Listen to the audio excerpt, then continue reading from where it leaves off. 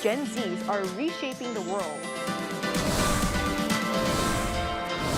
News Generation shares their fresh perspectives on what's trending now.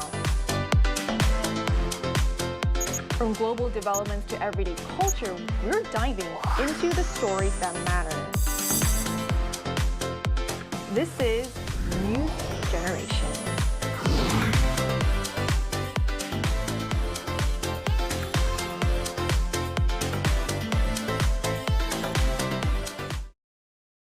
The Korean wave is drawing more fans from all over the world. Local consumer prices continue to hover at the 2% census rate in April. Turning to robots to allow the visually impaired the chance to better indulge in cultural experiences. Like the number of hybrid cars that registered in South Korea has surpassed 2 million with this locally developed Yuri rocket.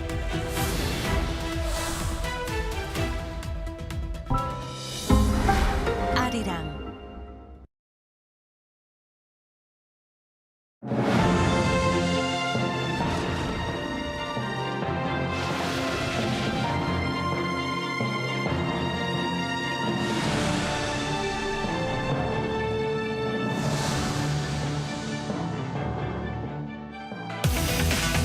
In our headlines on this Thursday, July 23rd, here in South Korea. A public discussion on real estate takes place earlier in the day, chaired by President Lee Jae-myung, who vowed to turn public feedback into policy ahead of the government's announcement of new housing measures. Meanwhile, preliminary findings by the central bank show the South Korean economy expanded 0.6% in the second quarter of this year on the back of solid exports. And Trade Minister Kim Jong-kwan is in the U.S. as he says talks for the first tangible deal under South Korea's massive U.S. investment plan are nearing the finish line. President Lee Jae-myung wrapped up a rare public forum on real estate earlier on this Thursday, acknowledging the importance of housing policies shaped by public input as affordability remains a top concern. Our Blue House correspondent Song Yoo-jin reports. Runaway housing prices due to limited supply and speculation. That was President Lee Jae-myung's diagnosis of Korea's real estate market as he convened a policy forum with experts and members of the public at the Blue House on Thursday. 모든 사람들이 집이 사놓으면 돈 되더라. 막 빌려서라도 사자. 인생을 걸고 뭐 집을 사서 그것밖에 돈 버는 길이 없다 이렇게 생각하고 모두가 거기에 몰려서 이렇게 되면 언젠가는 문제가 생기겠죠. 이제 그걸 미리 막자는 겁니다. Leading up to the forum, much of the attention centered on possible changes to the tax system. According to discussions by relevant ministries and public feedback gathered online, many argued that tax benefits for owners of high-value homes should be scaled back. Currently, single home owners can receive the same maximum property tax deduction regardless of how much their home is worth. With the government still working out where to draw the line, Thursday's discussion focused on how ultra-high-value homes should be defined.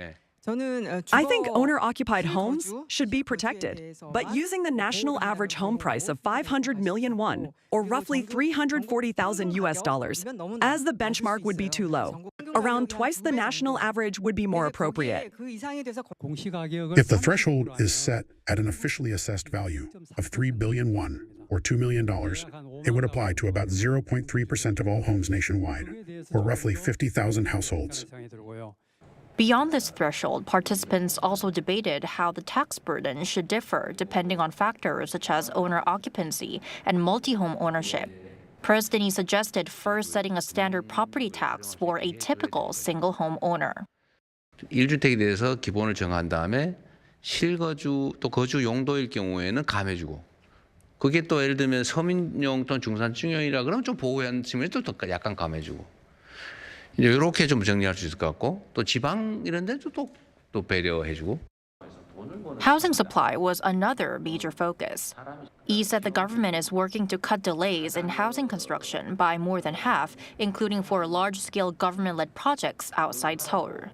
Based on what was discussed, the government is expected to announce new housing measures later this month. Song Yoo-jin, Arirang News. Preliminary findings by the central bank show the South Korean economy expanded 0.6% in the second quarter of this year on the back of solid exports. Our Kim Jun-hong reports. Korea's economy in the second quarter grew 0.6% compared to the previous quarter on the back of strong exports. That's according to advanced data on the country's real gross domestic product, or GDP, released by the Bank of Korea on Thursday. Defying concerns over the mounting impact of the war in the Middle East, Korea's economy maintained solid momentum, powered by robust semiconductor exports. Continued strength in the semiconductor sector and the limited impact of the Middle East conflict were the main factors. Government efforts to stabilize energy supplies and diversify imports also helped cushion the economy. The reading beat the Bank of Korea's May forecast by 0.4 percentage points. Although the pace slowed from the first quarter's 1.8% pace, the central bank said the economy continues to show solid growth momentum. It noted that growth typically weakens sharply after a strong quarter, but this time the economy defied that pattern.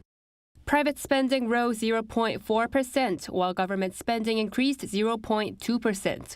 Facilities investments also increased on stronger demand for chip-making equipment, but construction investments fell. Exports climbed 1.4%, led by semiconductors, while imports rose 0.8%, led by autos and machinery. Domestic demand and net exports each contributed 0.3 percentage points to growth. The central bank said the two made balanced contributions to the expansion.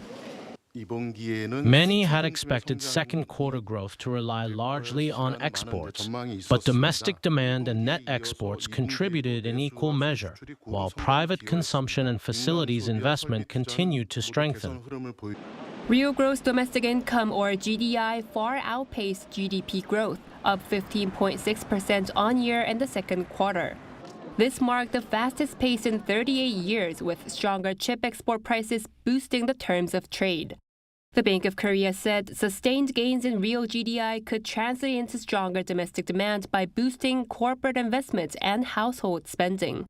The Finance Ministry said on Thursday that strong second quarter growth has brightened the prospects of meeting the government's 3% annual growth target. Yet it cautioned that renewed conflict in the Middle East and U.S. tariffs remain downside risks. Kim Jun-hong, Arirang News. Top trade delegates from South Korea are in Washington, D.C. for talks on investment, tariffs, and kupang. Our Park Jun-han explains. Korea's Industry Minister Kim Jong-won arrived in Washington, D.C. on Wednesday to coordinate major economic priorities with top U.S. officials, including Commerce Secretary Howard Lutnick. At the top of the agenda is finalizing the first project under Korea's $200 billion investment pledge.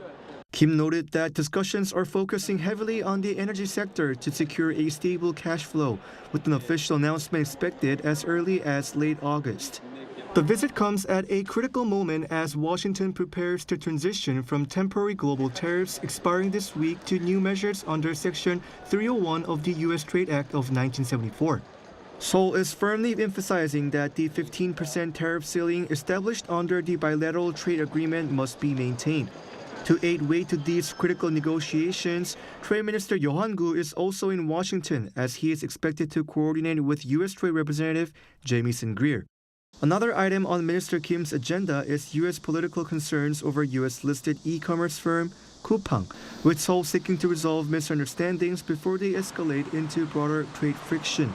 Some lawmakers in Washington claim the company faces discriminatory treatment in Korea, raising concerns that the issue could evolve into a broader trade issue.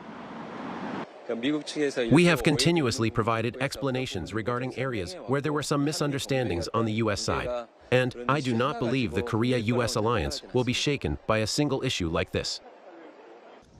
The industry minister's visit also highlights a deepening partnership in the maritime sector. With $150 billion out of Korea's $350 billion U.S. investment package going into shipbuilding, the move reflects a strong mutual commitment to rebuilding the maritime industry together, placing Korea at the center of this strategic partnership. Park Jun-han, Arirang News.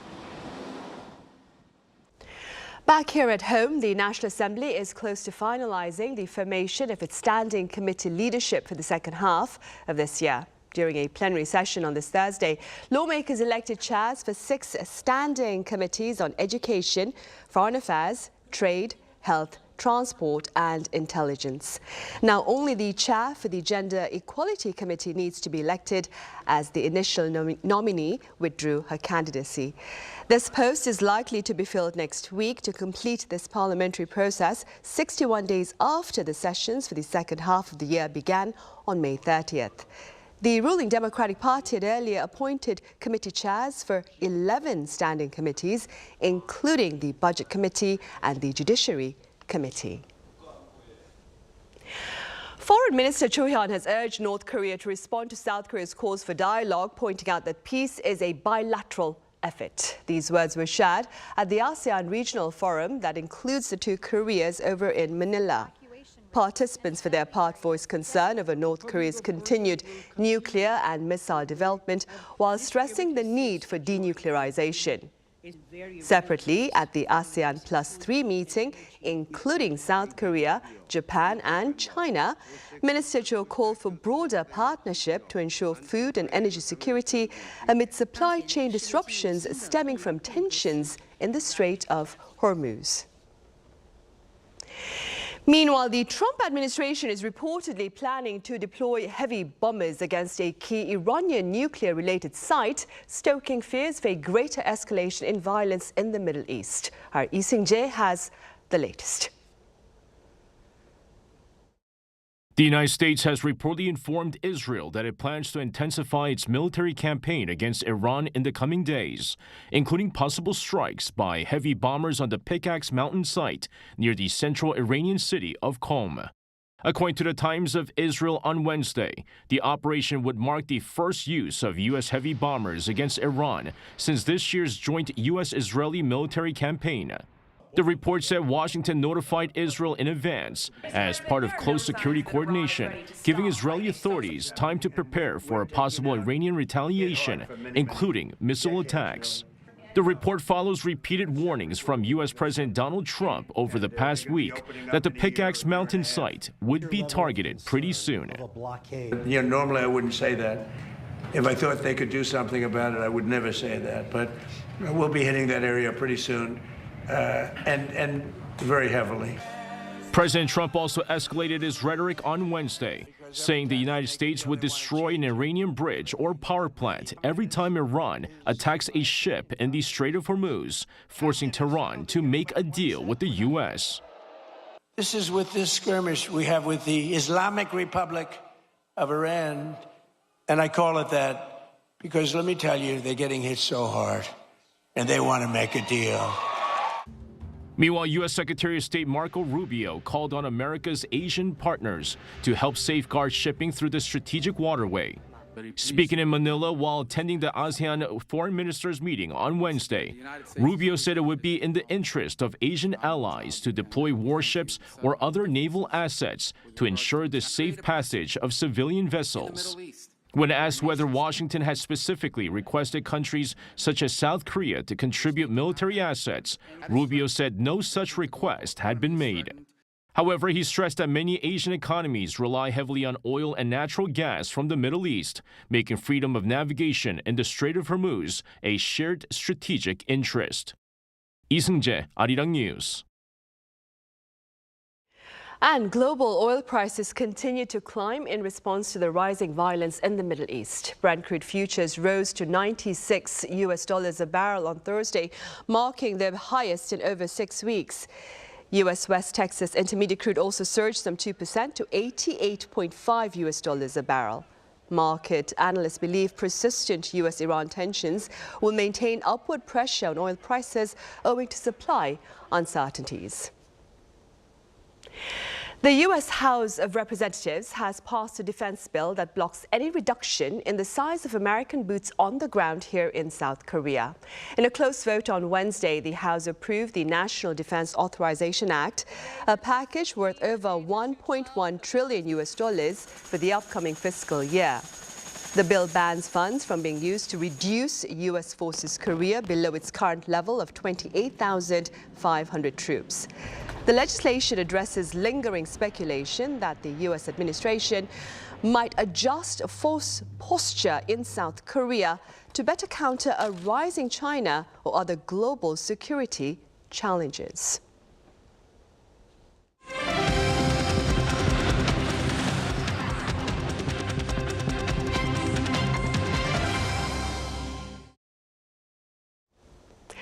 A city that became a symbol of survival during the Korean War is now seeking global recognition. Our culture correspondent Cho Hyun files this report from Busan. At first glance, it may look like an ordinary building in Busan. But during the Korean War, it formed part of the city that kept South Korea functioning when Seoul could no longer serve as the capital. What is now the Donghwa University Museum was once used as the wartime government's administrative headquarters. From here, state affairs continued as officials, refugees, and institutions relocated to Busan. Nearby, a special exhibition at the Busan Modern and Contemporary History Museum traces how the city was transformed during the war. A war can cause a country to collapse and make normal life impossible. But Busan adapted its existing facilities so the government could continue operating, public administration could function, and refugees could rebuild their lives. That's the greatest historical value of the wartime capital of Busan. This place is 국제시장, translated to international market. During the Korean War, this place became a vital marketplace for refugees, where they found relief supplies, imported goods, and everyday necessities. Today, Gukje Market is one of Busan's busiest tourist attractions. But during the Korean War, it became a center for refugees as they tried to rebuild their lives. Just around the corner is Gangtong Market. Its name, meaning can market, dates back to the war when canned food from UN relief supplies and U.S. military rations was traded here. The story of Busan's wartime capital extends beyond its markets. Nearby, Yeongdo Bridge became a symbol of reunion and hope for families separated by the war. As the only UN cemetery in the world, the United Nations Memorial Cemetery stands as a lasting reminder of the international forces that fought in defense of South Korea. Together, these places tell the story of how Busan kept a nation running through war. It was where the government continued to operate, refugees built new lives, and the international community came together during one of Korea's most difficult times. Korea plans to submit the wartime capital of Busan Heritage for UNESCO World Heritage inscription in 2029. 정혜림, Arirang News, Busan. And South Korea welcomed almost 2 million foreign tourists last month. According to the Korea Tourism Organization, June's number was up over 23% on year. Chinese travelers accounted for the largest number of visitors, with some 650,000. Findings for the first half of this year show over 10.7 million foreign travelers were here in South Korea, up more than 21% on year. Meanwhile, with security and economic concerns reshaping East Asia, the region's policymakers are here in South Korea for talks aimed at rebuilding trust and expanding cooperation. Our foreign affairs correspondent Oh Soo-young reports. Seoul has called for solidarity and flexible networks of practical cooperation in East Asia amid growing geopolitical and economic fragmentation. Speaking at the East Asia Cooperation Forum on Thursday, First Vice Foreign Minister Park Eun-joo pointed to intensifying power politics, nationalism and protectionism, alongside demographic change, industrial restructuring and risks from AI. As the world's most dynamic and innovative region, East Asia continues to hold enormous potential. Once again, it is time to gather our collective wisdom and steadfast commitment as we navigate the era of the uncertainty. The combined gross domestic product of Korea, Japan and China came to more than $24 trillion in 2024, roughly a fifth of global output. But historical and territorial disputes, different political systems and competing security alignments continue to limit cooperation. The leaders of the three countries last met in May 2024, reviving the trilateral summit after a hiatus of more than 4 years. The next summit remains uncertain, however, amid a sharp deterioration in Japan-China relations over Taiwan and continued rivalry between the United States and China, creating ideological and institutional bifurcation. Experts stress the need to seek common ground. Try to reach some common understanding as to how to manage the conflicts in the region, such as territorial disputes. And as far as China is concerned, China hopes that we would have a code of conduct in the South China Sea as soon as possible. Also, the countries should probably look more closely at the interests, shared interests and stakes, and try to cooperate on these issues, ranging from trade, investment, and how to regulate AI development. Yeah. Well, I mean, Korea and Japan are very, very dependent on China still. Even though there are some sensitive areas in which we have to be more careful, but and I think that will continue for the foreseeable future. So the trick is how to manage these sensitive issues. And another question was how to prevent economic security measures and technological development from hardening into rival regional blocs and even AI warfare.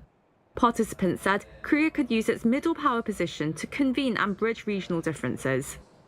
We normally say that non-traditional security issues, such as AI or public health or climate change, those issues are relatively easier to build up cooperation among those three countries. So. In the face of an increasingly uncertain geopolitical and economic landscape, participants here say that sustained dialogue and practical cooperation will be essential to tackling shared challenges and building a more resilient future together. Oh Soo-young, Arirang News. And in other news, Samsung Electronics has unveiled its latest Galaxy devices in London, putting foldable phones and AI-powered features at the centre of its newest push to redefine the mobile experience. Our Kim Bo-kyung has a glimpse. Over 1,000 journalists and translators worldwide gathered at Old Billingsgate, a former fish market along the River Thames, overlooking London's iconic Tower Bridge, to have a peek of Samsung Electronics' Galaxy Unpacked event. The audience applauded as the Galaxy Z Fold 8 was unveiled. It looked like a passport with 5.5-inch cover screen with a 10:16 aspect ratio when folded. It could be switched to a 7.6-inch screen with a 4:3 aspect ratio when unfolded. Weighing only a little over 200 grams, the Galaxy Z Fold 8 is the lightest Galaxy Z Fold ever, while also offering better battery capacity. Today, we bring more choices to power the next era of intelligence. These are the most powerful, most versatile, and most adaptive foldables we've ever introduced. Samsung has also expanded its foldable smartphone lineup to 3 models, adding the Galaxy Z Fold 8 Ultra alongside the Fold 8 and Flip 8. The Fold 8 Ultra weighs only 215 grams, and it is just 4.1 millimeters thick when unfolded, making it the thinnest fold model the company has produced.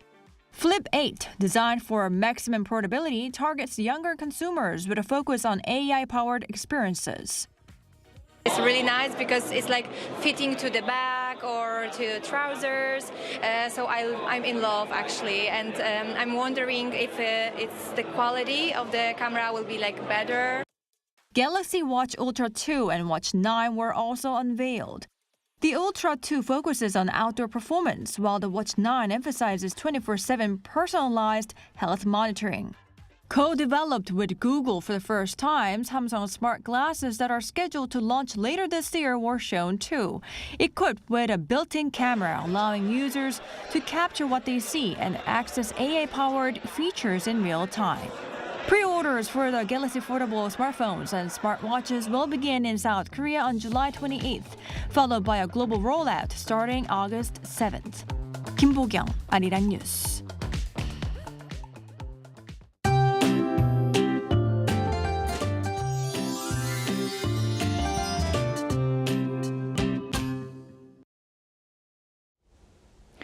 Today marks Taeseol, the traditional solar term known as the hottest time of the year. Monsoon rain is sticking around across the central regions, while intense heat continues across much of the south. Following the southern regions, parts of the capital area, including Seoul, are now under a heat advisory. The sweltering weather will continue tomorrow, with high humidity making it feel even hotter. A stationary front will keep bringing rain for a little while longer. Northern parts of the central regions could pick up as much as 80 millimeters through today. That said, there'll also be plenty of breaks in the rain, and rainfall totals will vary quite a bit from one place to another. As for temperatures, Seoul will start the day at 24 degrees Celsius, Chuncheon 23, Daegu 26 degrees.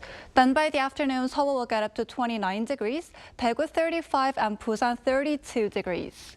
Looking ahead, monsoon rain will continue across the central region through early next week. Now here's a look at the weather around the world.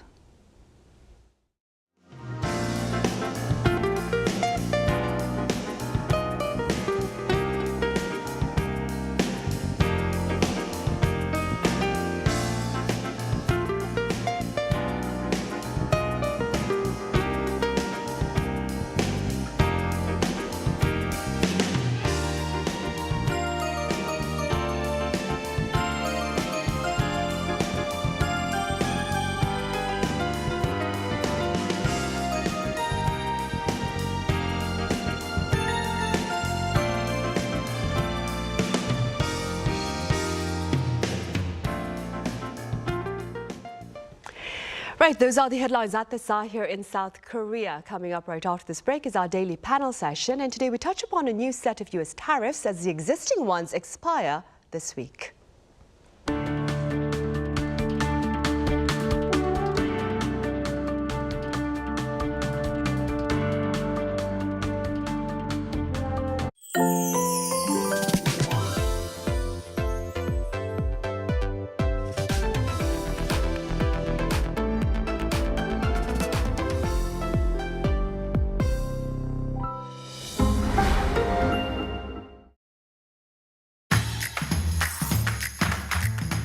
Across borders, surging forward without limits, Korea. Korean culture has moved beyond a passing trend, becoming a force that colors the world.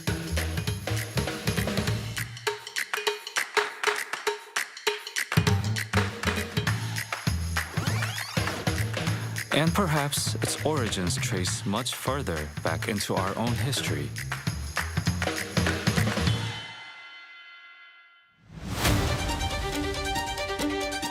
The true roots where this vast chronicle began, where the essence of K-power and the spirit of our people are recorded.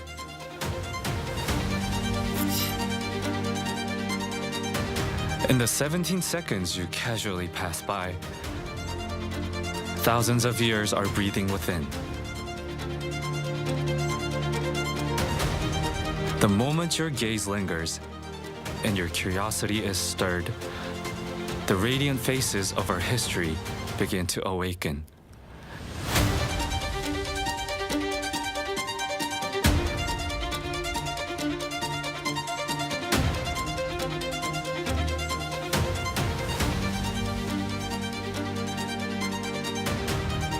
The real stories of these artifacts, stories we never knew.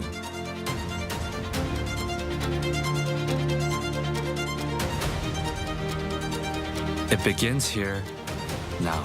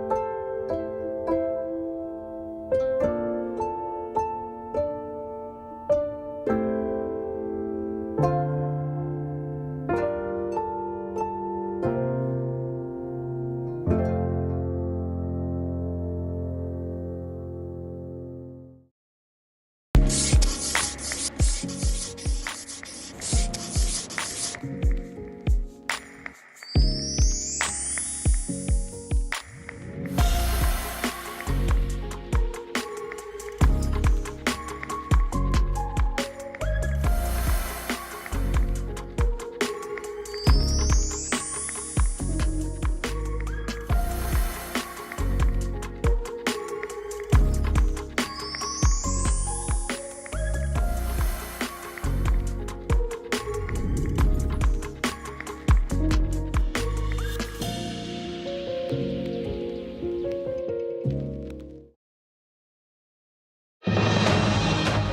new chapter in the global trade war could be just days away as the Trump administration prepares new tariffs. So what could they mean for South Korea?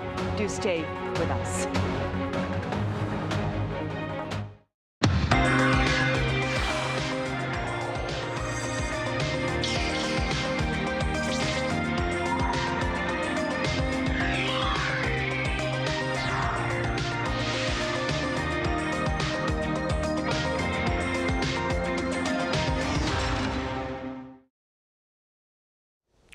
Hello and welcome to Press Perspective for this Thursday, July 23rd here in Seoul. I'm Min Sun-hee. Trade tensions are back as the U.S. prepares its next tariff move. So what does this mean for export-driven economies like South Korea? To answer this question and more, I have independent journalist Kelly here in the studio. Kelly, welcome back. Hi, happy to be here. I also have Fabian with German news agency DPA with us. Fabian, it's great to have you here. Happy to be here. Right, Kelly, the tariff clock, if you will, it's reportedly ticking as one set of U.S. tariff measures expires this week and another set of tariffs is slated to take its place. Could you explain this reality for us? Yeah, I'll try to keep this really simple. So in the U.S., we have something called the Trade Act of 1974. In Trump's first time around as president, he leveraged this act to, ratchet up tariffs on several countries. So this time around, during his second presidency, he did that again. Back in February, the Supreme Court ruled that he actually cannot do that, essentially reversing his tariff regime, which has been quite severe this time around. And so hours after they did that, back in February, Trump leveraged a section called Section 122 of that Trade Act that basically says he can enact a 10%, what he called global tariff on most of America's trade partners and countries dealing with the United States for 150 days. And so now we're basically running up on those 150 days coming to an end. I think it might be ending tomorrow, Korea time. So, it's coming very soon. And so what's happening is a lot of countries around the world, including South Korea, are bracing themselves for some kind of surprise. And in this export-driven economy, that's a real concern. So what we saw last time around was Trump leverage, I think it's Section 301 of the same act. This section basically says if you find that the U.S., or any country rather, not the U.S., is doing something that is not following, generally good recognized trade practices, such as the use of forced labor, or is doing something against the interests of the U.S. unfairly, that you can enact some kind of retaliatory tariffs. So the U.S. commissioned an investigation a while back, basically saying, can we find examples of forced labor or bad trade practices in virtually all of our trade partners, and use that as a justification to bring about these tariffs in another way, since the Supreme Court shut down his first tariff regime. And of course, that body found that, yeah, most trade partners are guilty of some kind of trade practice that is not savory. So I think with South Korea has been accused of overproduction. Several other nations have been accused of forced labor. So already under this kind of situation, Trump can enact a 10% retaliatory tariff. I believe he's already done it on 14 countries and the EU, and he's done a slightly higher, like a 12% retaliatory tariff on about 45 other countries. So South Korea and the United States have already, in their own renegotiation of a trade agreement, agreed to a 15% tariff rate, which Korea was not happy with at the time, but it was more or less damage control. At that time, we were discussing more like a 25% increase. And so basically, Seoul is bracing itself, like, are we going to stay at that 15%, or is something worse to come? Obviously, that would have a major chilling effect on its economy in a time where economic growth is already a concern. And as an American, I mean, the U.S. economy, there's a lot of concerns about the cost of living, the cost of food.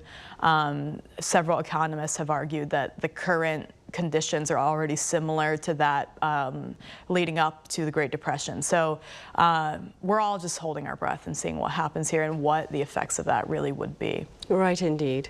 Fabian, for the sake of perspective, could you tell us a bit about the tariff fate that your country, Germany, faces under Section 301?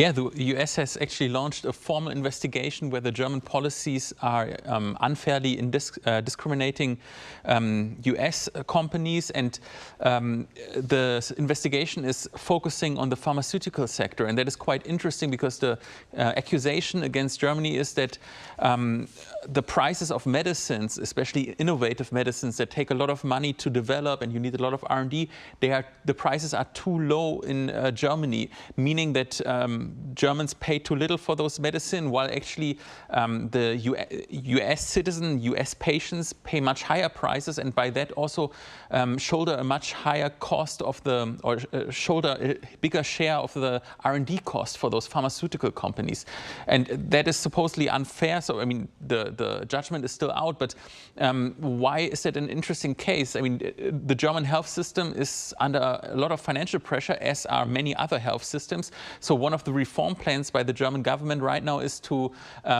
regulate medicine prices even more, basically give pressure to the companies to sell the medicine at even lower prices. And of course, the US side thinks that's unfair.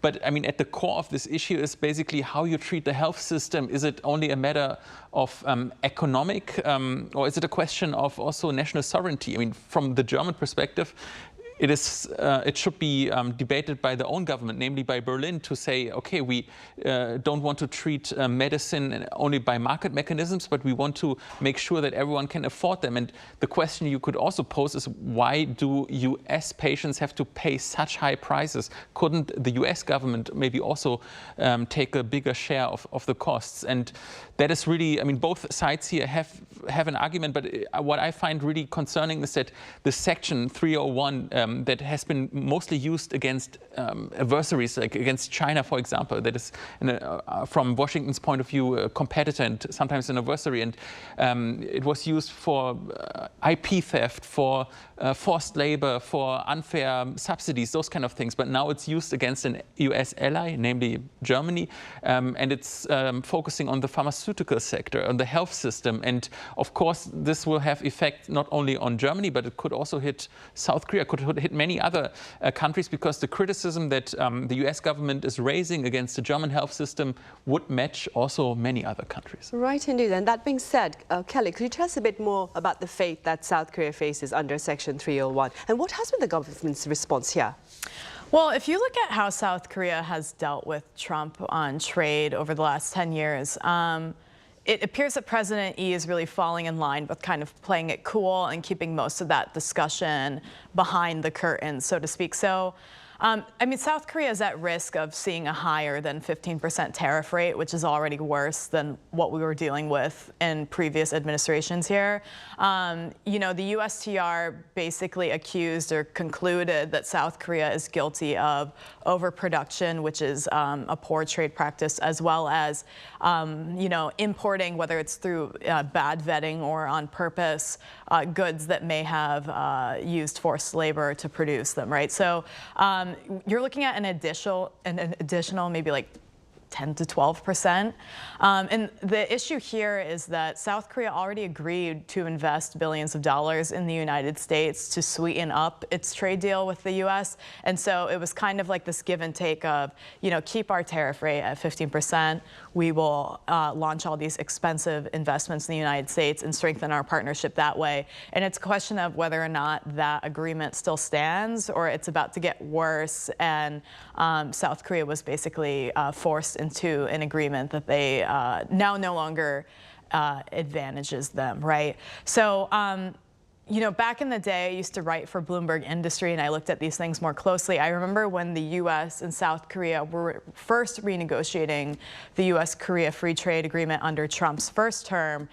Trump had all of this bluster and was speaking really strongly about South Korea. South Korea was more measured and quiet in the public eye. But essentially, they did such a good job at renegotiating that agreement for Seoul that almost nothing changed at all. And Trump was able to emerge, making it look like, he had renegotiated something that was really advantageous to the United States, when in reality the changes were very small. So Seoul got to keep the substance, Washington got to save face, right? So there's a question of whether or not that can happen again. And it certainly seems like that's South Korea's play. They want to deal with this quietly behind closed doors, try to get a deal that benefits them. And their industry minister actually just left, I believe, yesterday for Washington. And of course, the way that they're discussing this publicly is, oh, we're going to Washington to talk about, our investment deals that we agreed upon. But really, I think a lot of this is to do damage control behind the scenes in light of these announcements that might come. And mind you, these announcements might come and South Korea might look like it's being hit with more tariffs if that's what's happened, and then that can be renegotiated behind closed doors. So we'll just have to see what happens. Right, indeed. Industry Minister Kim Jong-un is in Washington, D.C. to talk about tariffs, South Korean investment in the U.S. and, of course, Coupang as well. That being said, Reuters touched upon the dispute over e-commerce giant Coupang testing U.S.-South Korea ties. Could you give us some background? What are your takeaways? Yeah, it's quite interesting because at first you might wonder, what does Coupang have to do with U.S.-South Korea ties? Isn't that a purely domestic issue? Well, kind of, and maybe not, because while Coupang operates mostly in South Korea, generates its profit here, it is technically legally a U.S. company because it's incorporated in Delaware, it's headquartered in Seattle and listed on the New York Stock Exchange. And I think this is important to know. So what happened in 2025, there was a big cyberware attack, like an employee actually operating from China has accessed, I think, 33 million accounts, and the data was affected. Well, Coupang says that only 3,000 accounts were indeed leaked, but at least you could say that 33 million accounts were affected because they were exposed, they were accessed by this hacker, you can say. And of course, the public here was angry, the government here also was angry at the company, and it issued a fine, a record fine of 423 billion won. That's in US dollar, roughly 300 million. That's a record high. So that has that was an unprecedented case, and there was a lot of public scrutiny by the parliament, a lot of investigations. And the US government is arguing that Coupang was singled out because it's an US company and was treated more severe than Korean companies would have been treated. I think, well, I'll give you my takeaway in a second, but I think it's first hard to prove. And second, this reasoning, I mean, there's one logic that I cannot follow. I mean, in South Korea, Coupang is mostly perceived as a Korean company.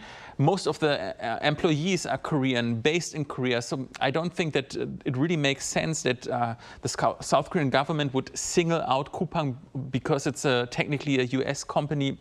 And yeah, it's also hard to prove. So I would say I don't really follow the US stance here, but you can see how sensitive this issue is because both are in the midst of trade negotiations and everything is easily politicized also by the media. Right, so uncertain right now.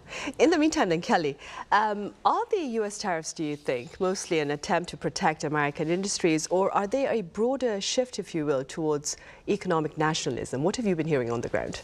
Yeah, well, without inserting my opinion on this, I think what President Trump has long argued by enacting these blanket tariffs is that they are meant to protect U.S. jobs, U.S. manufacturing, as well as reduce the trade deficit.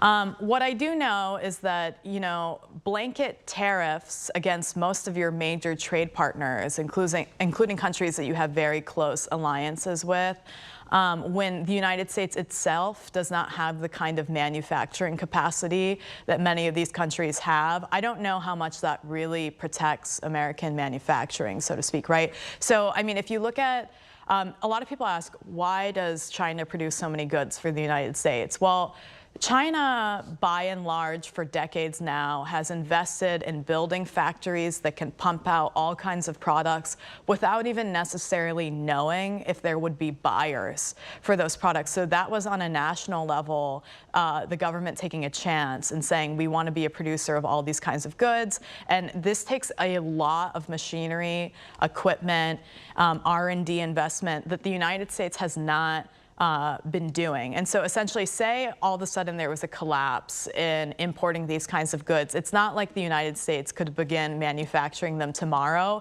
It would take decades and billions of dollars to catch up, plus the buy-in from private enterprise as well. So to say that it's protecting U.S. manufacturing when they're blanket tariffs, I don't know if that's necessarily the case. I think for certain industries, there's an argument that it could be protecting jobs, but a lot of those tariffs have existed already. So for instance, U.S. tariffs on Chinese EV technology has been around for a long time, and that's basically to give American car manufacturers a chance to catch up and to benefit in that way. Whether or not it's a question of economic nationalism, I think for the MAGA, the Make America Great Again kind of Trump cult fan base, it appears that way, right? It seems like Trump's kind of campaigned on this America First policy, so this idea that countries aren't, treating us fairly in trade, and now we're making them pay. At a surface value for a certain segment of the voter base, that seems to work. Whether or not that actually is in the interest of those people's economic lives or the U.S. economy, I'm not an economist, I can't say. But like I mentioned earlier, there are plenty of people coming out saying that these kind of blanket tariffs are not good. First of all, for diplomatic relations, I can confirm that. That's a guarantee. But also on the economic front, that it wouldn't necessarily benefit the U.S. economy in the long run. Right. And this being said, Fabian, here in South Korea, what do you suppose has been the impact of U.S. tariffs on the South Korean economy? Yeah, it's actually quite a complex picture, because if you only look at the numbers, the impact is maybe less severe than many have feared in the beginning. I mean, South Korean exports are soaring, and you could make the point that the AI boom is overshadowing the negative impact of the tariffs. Why? Because, I mean, Samsung, SK Hynix, they cannot even produce as many chips as the big companies in the US, Nvidia, etc., need. So the demand is really high. South Korean exports to the US are soaring. But then on the other hand, the auto industry, the car industry is hit, definitely. But even then, I mean, Hyundai Motor, for example, the leading manufacturer here in South Korea, has just published its second quarter numbers, and the exports to the US are still increasing. But we don't know how they would have developed if there wouldn't be any tariffs. So that's a hypothetical question.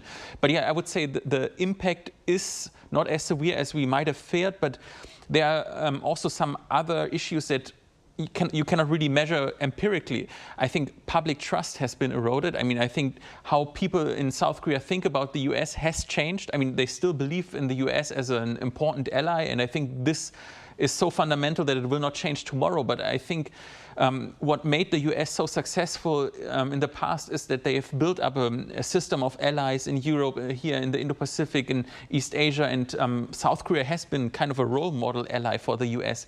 And to basically damage that by imposing tariffs and really kind of very rigid trade tariffs, I think that this is a game that really will hurt the US on the long run. And I think at some point we will see the effects. Right then. As the Lee administration, Kelly, attempts to attain an amicable agreement with the U.S. over its new tariffs, that is, news of a 50% tariff on Canada by Mr. Trump is serving to raise quite a bit of concern here. Could you tell us a bit more about that?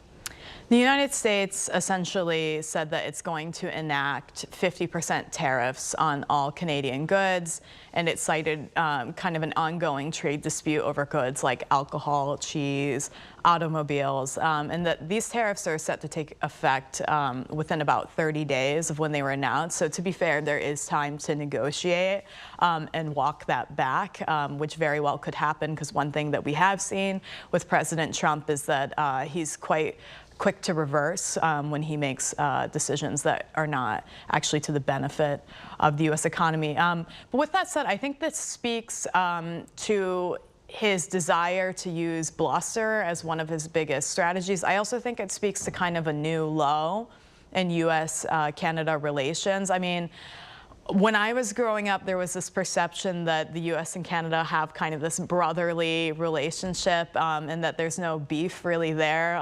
There would be jokes about kind of a rivalry. But Canada is the United States' second largest trade partner after Mexico. It's extremely important for like the U.S. food supply and the economy. So there was a deeper sense that that relationship must continue to exist. And what we've seen since is President Trump basically threatening the sovereignty of Canada and saying that he wants to literally take Canada over.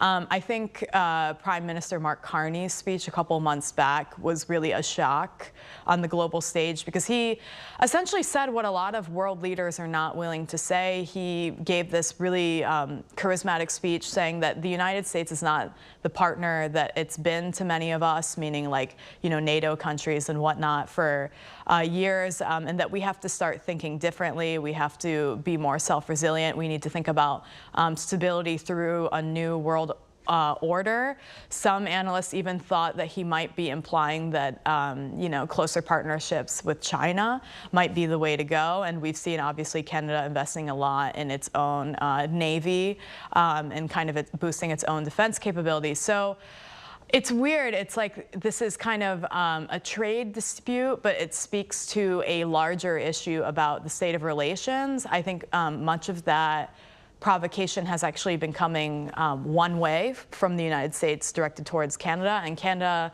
has been quite measured in its response. I mean, some Canadian politicians have threatened to meet those tariffs with similar retaliatory tariffs, but is it economically in the United States' interest to enact 50% tariffs on its second largest trade partner? I think we would be hard-pressed to find a politician or an economist that would say that that is a good thing if it's going to be a long-term solution and not something that's meant to kind of just coax Canada to give the U.S. better benefits at the negotiation table. Right. I remember the speech you mentioned. I remember him saying nostalgia is no longer a policy for world leaders.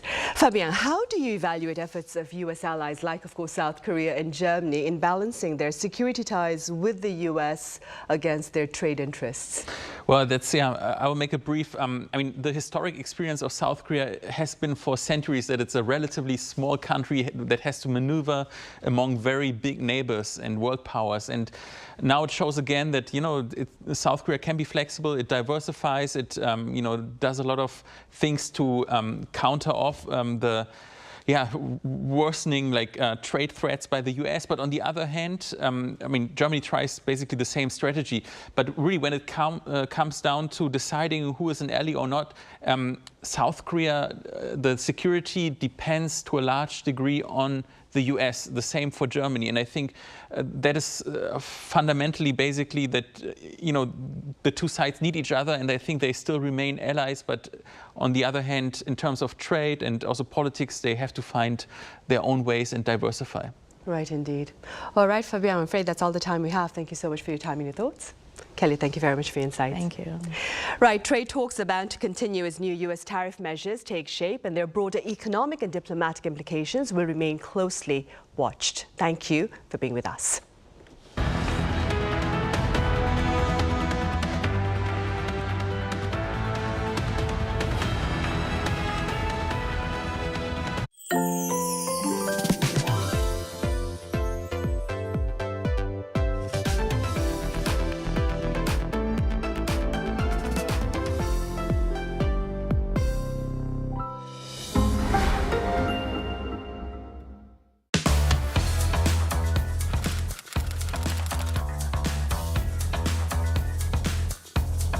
To set the facts straight. Get Korea right.